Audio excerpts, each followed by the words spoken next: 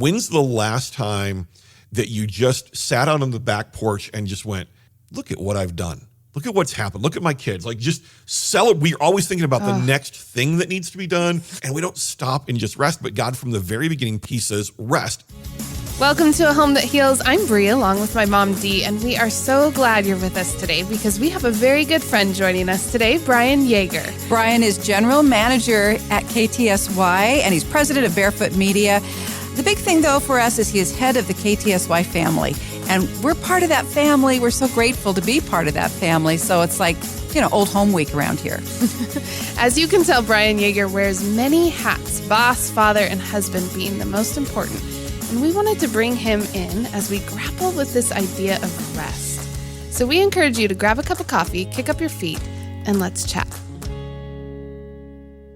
Brian, thank you so much for coming in and being with us today as we talk about a really hard topic, frankly. Yeah, rest is not easy for, I think, most people. Definitely not for me. And I'm knowing you guys, I know it's not easy for you either. It's a 4-letter word. I mean, it kind of is. It's tough for people to grapple with. I think there's like such a swing too sometimes. A lot of people have it like, okay, rest, good idea. And then you just want to go on a vacation for the next 4 months instead of figuring out a way to build it into your lifestyle. Gosh, it's just something we really grapple with. I love the concept of a God who says to take a day off. Yeah, me too. Like, it's set into the very beginning of the word, and I'm a big Bible guy. I've been a pastor and done youth ministry and all this kind of stuff. But in Genesis, in the creation story, God creates for 6 days, and then there's no sin. There's no stress.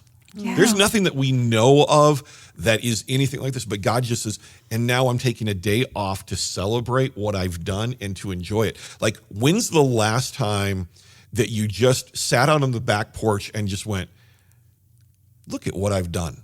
Look at what's happened. Look at my kids. Like, just we're always thinking about the next thing that needs to be done, or my kids are about ready to, or if we don't get the new dance shoes, or if we don't do the thing, then there's disaster. And we don't stop and just rest. But God, from the very beginning, pre-sin, he says, rest. And then when you go to the 10 Commandments, he says, remember the Sabbath day. Like, remember to rest. Remember to stop.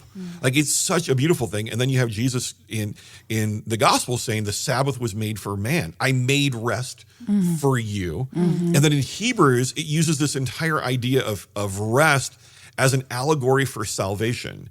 And again, I'm the Jesus guy sometimes, so I kind of get into this, nerd out with this stuff. But the very idea of salvation is you can't do it. Jesus saying, I'm doing it for you so you can rest. It's fabricated into the word, but our culture, our mindset, even our Christian values, Christian as in cultural values, really reinforce like, how many jobs and boards and how many things are you involved in and how busy are your kids? And that we deem as success when Jesus is the one who would go away from the people. You see him running away from people to have rest. True. Who does that? Yeah. There's thousands of people. The disciples are like, look at all the people. And he's like, yeah, we're going to go. We're going to leave. Yeah. We need to rest. Yeah. It's so upside down to the life that we're given and told is successful. I feel like on this podcast, our mission, our passion is to remind parents, you were made for this. And yes, they are made for this, but they're not made to carry it all on their own, all in their own strength. They are going to be equipped and they are going to be filled with God's power and his strength. And just like you said, how it is so countercultural of what the world is shouting. The world tells us that we need to be busy with all the things. We need to do it all in our own strength, that success is based on how busy we are, how many things we have on our to-do list. And so we want to spread the message that you were made for this actually means you were made for rest. You were made to lay it down and let God take it. So I had this conversation with a friend of mine several years ago. And we were talking about the busyness and the expectations of life. And I said, okay, remember now, and you have to understand that when I'm telling these stories to other people and I'm encouraging other people, it's group therapy for myself. It's really the things that I need to hear, okay? So let's not in any way, my family will rat me out. My employees, my team here at Barefoot Media will rat me out in a heartbeat. Like, Nice thought, Brian, but we know you. But I'm talking to her and I said, okay, so remember when you're on the airplane, right? And it says, in the case of loss of cabin pressure, oxygen mask will fall from the ceiling. If you're with children, put yours on your nose and mouth first and then put it on your kids. And I almost ended up in an argument with her. She's like, no, I'm putting it on my kids first. And I'm like, no, because you're going to faint and fall over the aisle and be absolutely worthless to your kids if you're not breathing that oxygen in first. And it wasn't to blows, but she was vehemently arguing with me that no, this isn't the case. It actually came up last week. She's like, yep, that was me. I remember that conversation. I'm like, oh my word, I do too. But I think that when you're talking about, you were made for this, we build the expectation of what that means. Now, sitting with you guys is intimidating, okay? Because on this side, I've got Dee Sarton, who was one of the best news anchors in the industry for decades.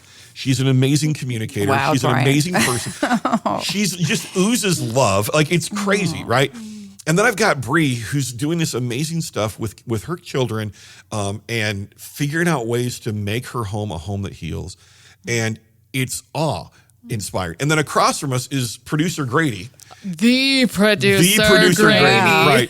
Who's a technical wizard, who is an amazing dog dad, who's one of the most loyal, level-headed guys you're going to meet, right? So we start to fill ourselves with all our lives with all these amazing people, and then we start to say, I have to be as good a communicator as Dee, as loving as Dee. I have to have the steadiness that she has. I need to be as innovative in dealing with my family as Brie is. I need to be able to understand farm stuff because apparently my family would do a lot better if they were on a farm like Brie. Then I need to be like Grady, and I need to understand graphic design, and I need to understand digital production. And suddenly I've created a job description for myself that no one can do. This is so true. What a good point. Right? Yeah. So when you say you were made for this, you were made to be who you are, not who Dee is or Grady is or Brie is. So quite a few years ago, I planted a church. It was a crazy, awesome experience.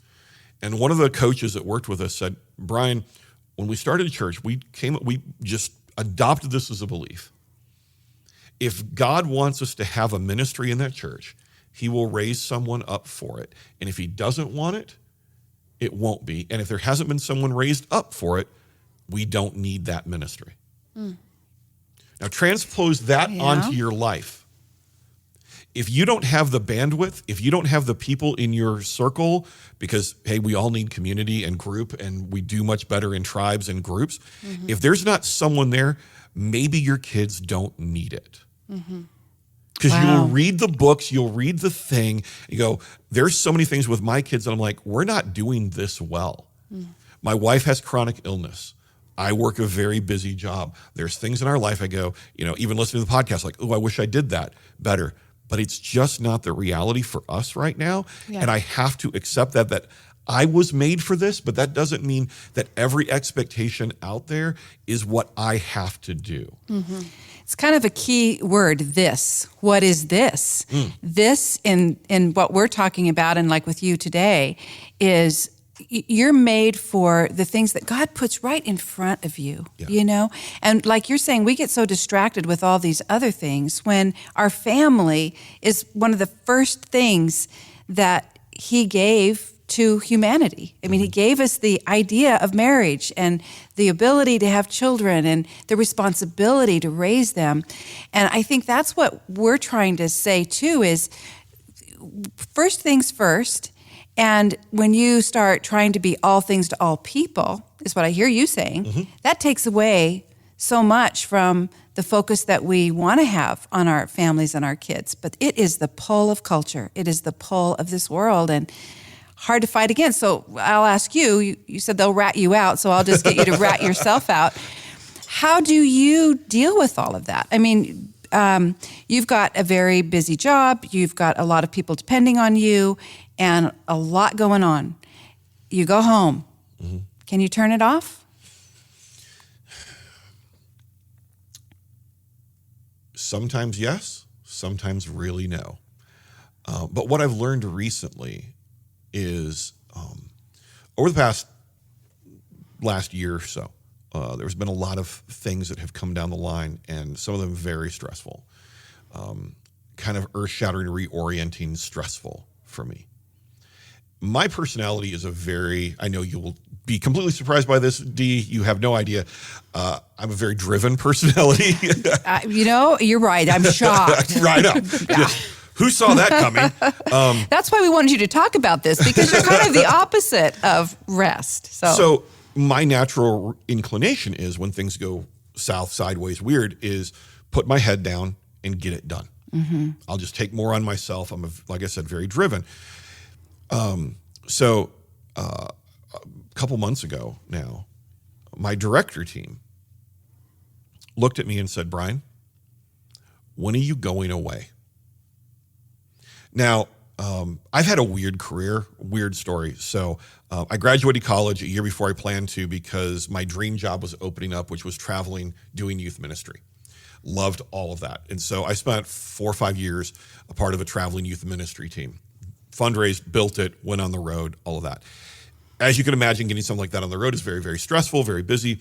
There was a friend who, before we started the training with the first team, was like, Brian, why don't you take this weekend, go away, go be with God before you launch into this. Like, you've been so running ragged, you just need to go be with God. So I did. I was in Michigan, went to this weird little spiritual retreat place where there was like a vow of silence when you walked into the place. And it was just me and God, and it was great. I slept. I was with Jesus. It was powerful.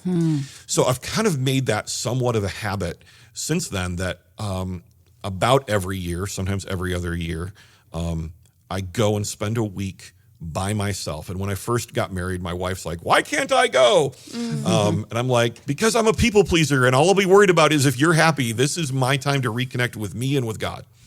Now she's like, go. You're a much better husband when you come back. We know when you...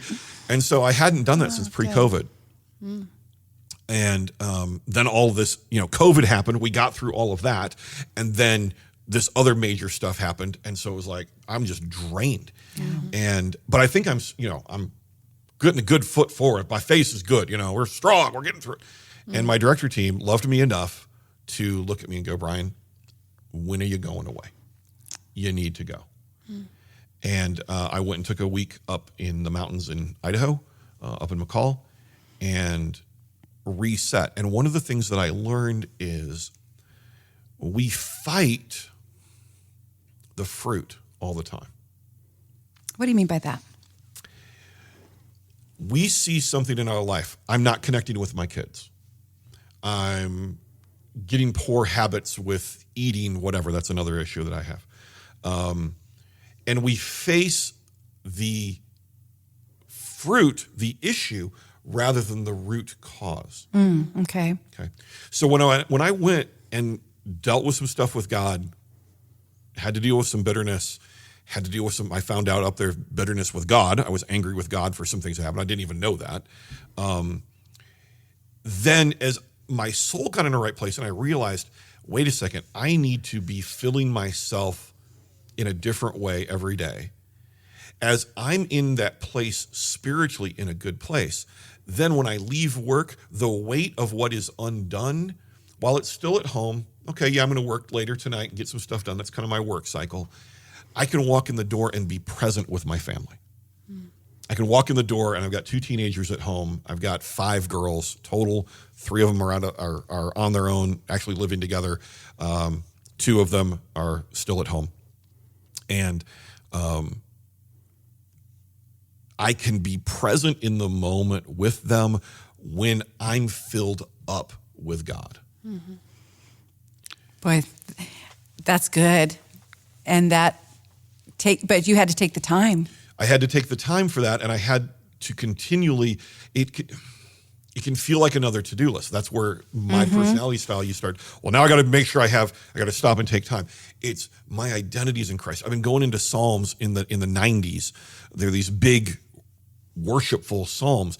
And as I focus on the greatness of God, my own issues get smaller. My stress goes down. I walk into the time with God going, I'm anxious, I'm whatever. And it's like, we're going to sing praise to God. He's good. Our God is steadfast. And I just sit there. I won't even read an entire Psalm, and they're not long.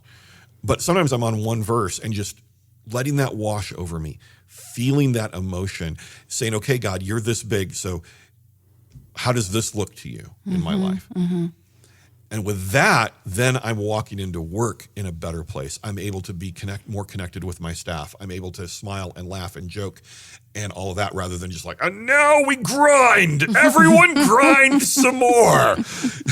Grady's laughing because he's like, yeah, I've seen both sides of that grind. Yeah. That's the reality. As we are filled, it spills out. But we usually attack going, well, I'm not measuring up in this way, in this way, in this way. So then I'm trying to create my action plan so I can have more moments with my children. It's not the action plan. It's where's the soul?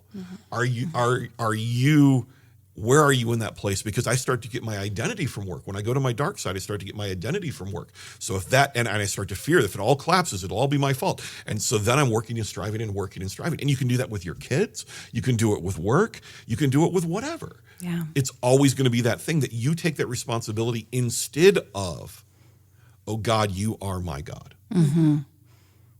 No, go ahead. I don't understand mental health from a perspective outside of Jesus. Yeah, I would agree with you there. Isn't that, Brie, that's really why we do this, is we know just in our own lives, we couldn't possibly do it without Jesus, his word, his truth, being able to run to him. But I'm curious how you're processing what Brian is saying here as a young mom with 4 kids at home, young kids. I am loving this. But it is a lot to grapple with and to process, because I'm having flashbacks to before I really saw, or really just allowed Jesus to completely come in and dig up those roots and help me see that he is enough, that his transforming power is enough for our family. Because we were dealing with all the things, the diagnoses and trying to figure out, like you're talking about the fruit. We had this problem that we wanted to solve and we weren't getting at the root of it. And when we brought him in, and when I realized, you know what, it's not my problem to fix all of these things by finding the right specialist and just figuring out the right formula. No, God's got this. Like, he is big enough. He is good enough. And just like you said, we had some mental health things we needed help with, starting with me. I was the main one, and he's still working on me. And there is no counselor. There is no drug. There is nothing that can compare to when he really just took a hold of my life and started to help me see how I was rooted in the wrong things. I wasn't laying my burdens on him. I love that verse, come to me all who are heavy laden and I will give you rest. We need that, especially as parents. That are playing so many roles in life. And fighting so many battles. Big battles right now. Don't you think, Brian, we can look on it. You've got teenagers still at home, so this is real for you. My kids are grown now and out of the house, but I have grandkids. And the battles that our mamas and papas are facing now are so much bigger than, I can't even express it really, because I just find that what is being thrown at their children and at them is everybody, like my son wears this T-shirt that says, y'all need Jesus. That's just really where it comes down to. You just do, because it's too big. Mm-hmm. There's a prayer that a Christian counselor gave me several years ago, and I want to just bless you with this. Mm. And it's so simple. Jesus, I surrender myself to you. Take care of everything. Mm. Jesus, I surrender myself to you. Take care of everything. So let's break that apart for a second. Jesus, we're talking to the guy who literally broke out of a tomb. Hmm.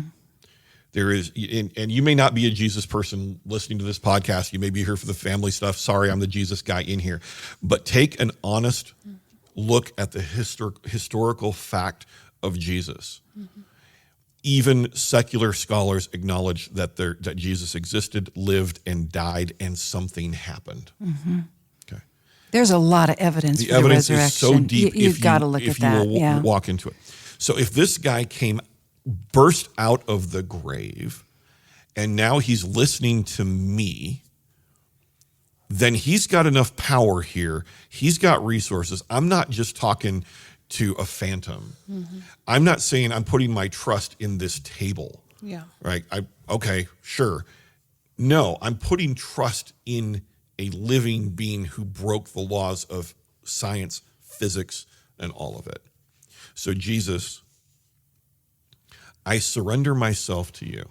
It's not a word we use a lot, the word surrender, but you think of medieval knights.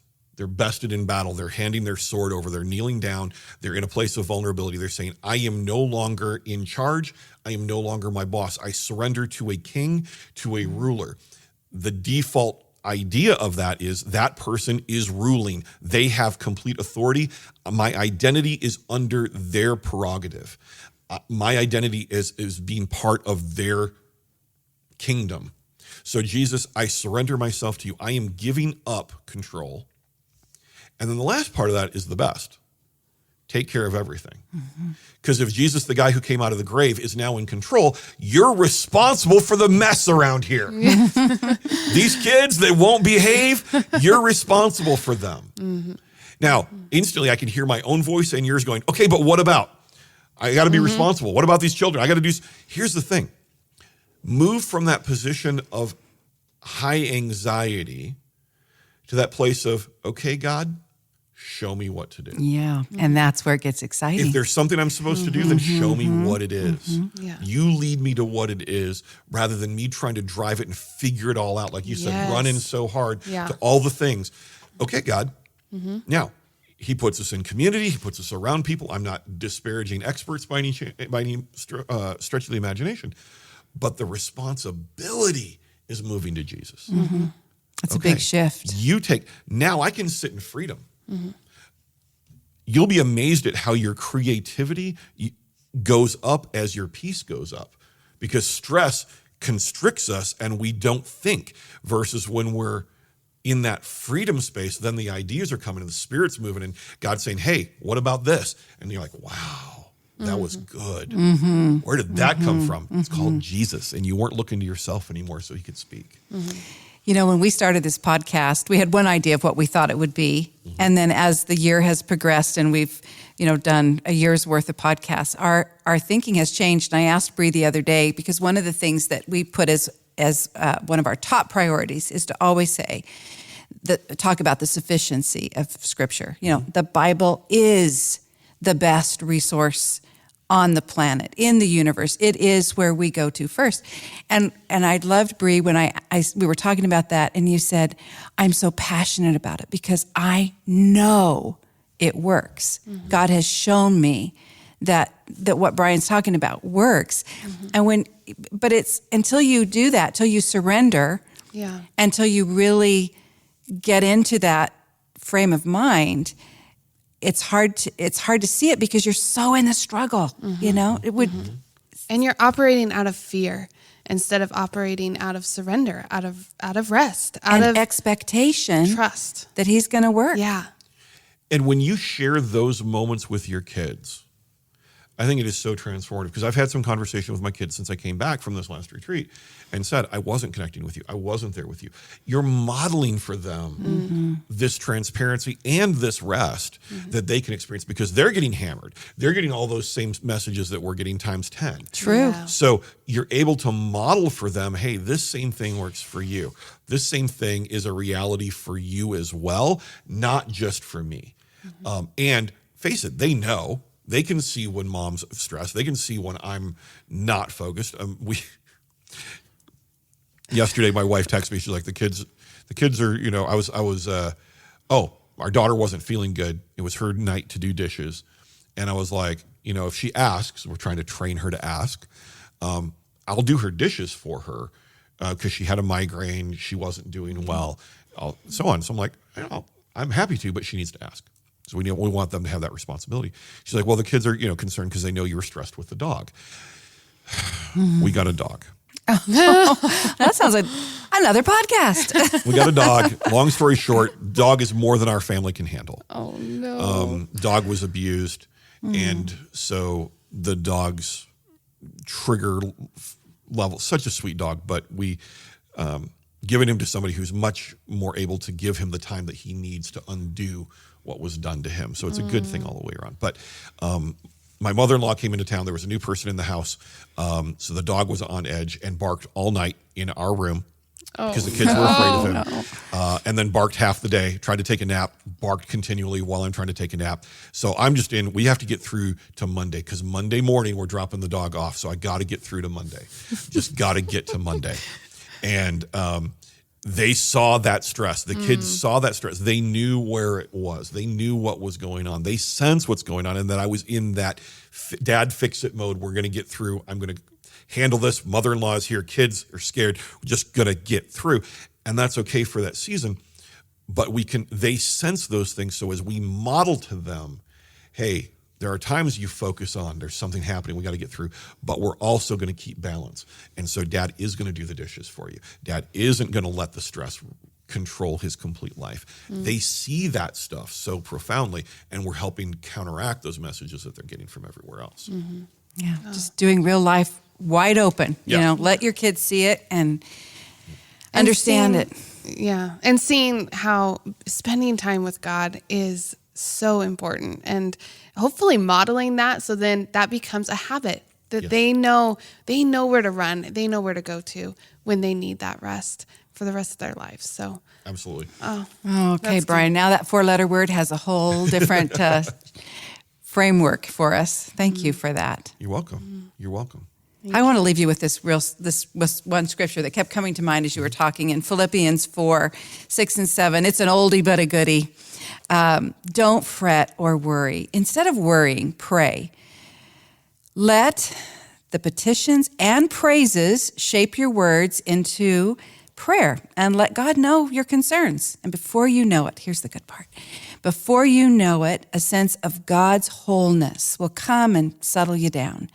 It's when Christ displaces worry at the center of your life that you experience peace. I love that. I think that's a good word to end on. That's a good word. Well, thank you so much for joining us. Thank you, Brian. We appreciate your wisdom and just your willingness to be honest and open with the mess of life and the goodness that you have learned through spending more time alone with Jesus, the one who gives us true rest.